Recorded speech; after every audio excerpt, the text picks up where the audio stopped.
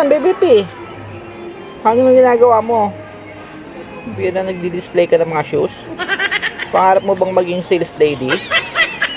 Pambihirang Baby P, oh. Oh, pambihira. Busy mag-ayos ng shoes, oh. Pambihirang Baby P, oh. Pangarap yata maging ang tawag ba sa ganito? Sales lady ba? Inayos niyo na lahat.